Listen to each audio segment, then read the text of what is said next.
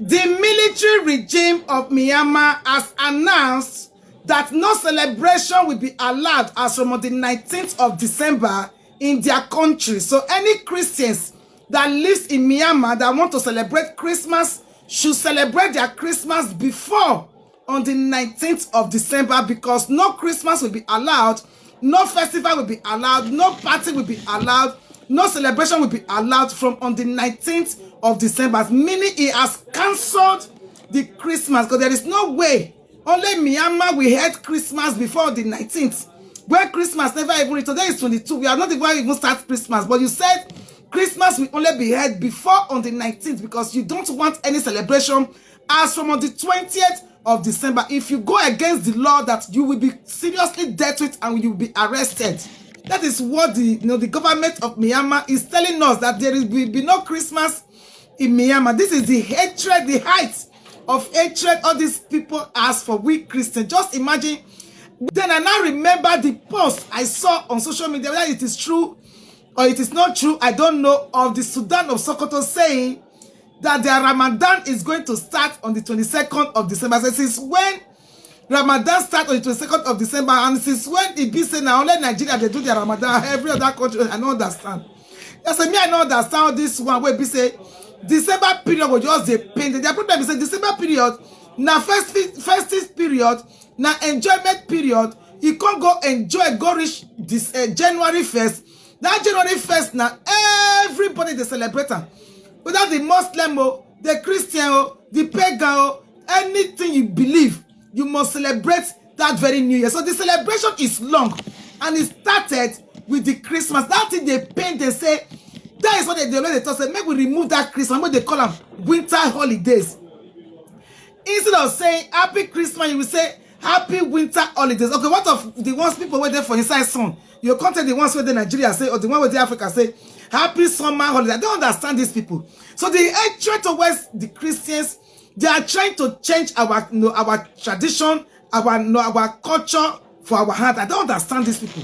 But before we continue, let's listen to this thing. The main reason they are banning Christians in Myanmar. That is the only country. Now even Saudi Arabia self, they still put lights. But they not even get one church, they still put lights. When we say now Myanmar now be the only country when we don't hear now. Even Iran, God see us Christmas the bubble for Iran. Even Iran, they still put lights. They say like life for Myanmar say Christmas is only going to be accepted before on the 19th, because they don't say there is no way you will celebrate your Christmas before on the 19th when Christmas never reach. For the remaining other world, when you people are not in a different world, but I'll be like bicycle again for Myanmar. But before we continue, let's listen to this news. Canceling Christmas. In Myanmar, the military government is forbidding churches from holding Christmas services after December 19th.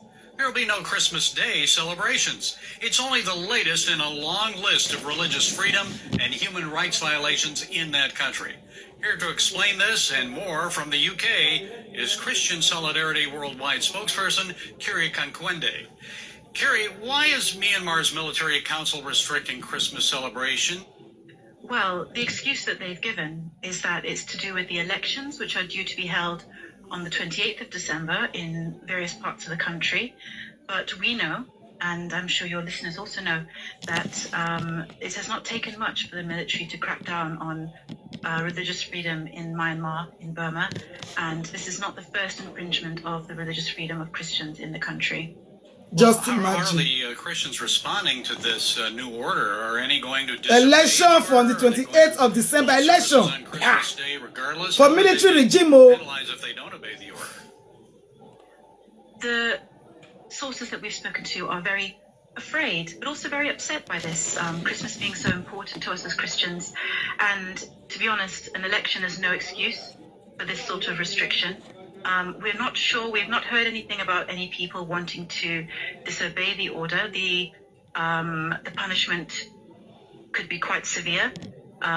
We know that they have no compunction in terms of attacking Christians, attacking churches, arresting and abducting clergymen.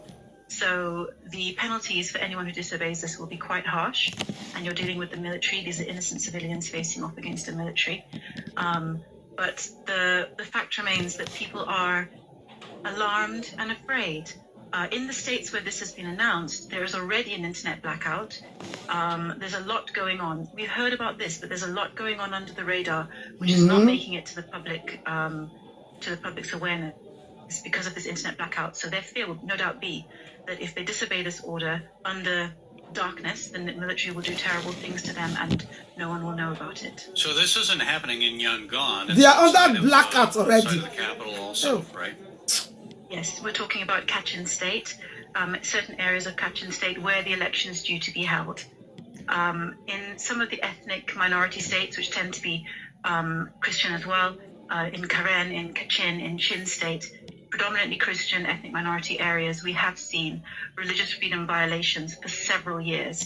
And this is just another excuse to crack down on Christians. Well, our reporter Chuck Holton was in Myanmar, also known as Burma, as you say, late last year. He documented regular government army attacks against Christians and their churches. And has it subsided any this year? Are the churches still under attack, and why? Unfortunately, it is not subsiding. In fact, the government has passed a series of legislation, again with the excuse of the elections, but what they have resulted in is a tightening of this web of surveillance that the military is conducting on all of its citizens. But under that excuse of surveillance and repression, we know that religious minorities and Christians in particular are being targeted. And when I say targeted, I mean things like being abducted, arrested. We know of one pastor who was abducted on his way home from a service and is now serving in the military against his will and against his They adopt a pastor and now he's not serving military. Been happening in Myanmar, not just for the Christians. Yes. So Myanmar has been subject to a coup and emergency condition since February 2021, when the military seized power. The last democratically elected leader, Aung San Suu Kyi, is currently in prison. And under this emergency legislation, the army has been tightening its grip on power. You'll be aware that there was an earthquake not long ago as well, devastated several communities. And we know that the military has been restricting aid to people who need it, precisely so they can tighten their power and siphoning off what aid does make it for their own benefit. If there is anything that these people fear most in their life is Christianity. And this very Christmas is what makes them more afraid in life. That is why they wanted that protest to continue to get to the Christmas, so that they go feel destroy the Christmas, they go feel make the Christmas unbearable for us. But unfortunately, Donald Trump was so wise to put an end to the fight for Israel, because he knows say these people, they have a mission, and this is their mission. Their mission is to destroy the Christmas, but their mission not come work again after the ceasefire. That is why you see in every country I come open and say, oh, so these people were not really fighting for Palestine. They were just fighting because they don't want to see Christianity exist. They don't want to see the Jew, because they know say what is holding the Christians is the Jews. What is holding the Christians is Jerusalem. If there was no Christ, if there was no birth of Christ in Bethlehem, there would be no Christianity. You understand? If Jesus was not born, there will have been no Christianity. And the only thing that is holding that bond still there alive is Israel. That's what they call it, the Zionists. They are not really after we, they are after the head, which is Israel. Because if you don't believe in Jesus, if you believe in Jesus, you need to love Israel. Because Bethlehem is there in Gaza, West Bank, very close to Israel and close to Gaza. It's the same thing. Jesus Christ was born there. That is the problem. I wish there was no existence of the birth of Jesus. There is no Christmas. There is no Easter. They will have loved it. But that birth of Jesus irritates them. When December period is coming, it's a problem. But they have their own celebration. We don't care. We don't bother. It's their problem. But they want to bother in our own. They want to penetrate in our life. These people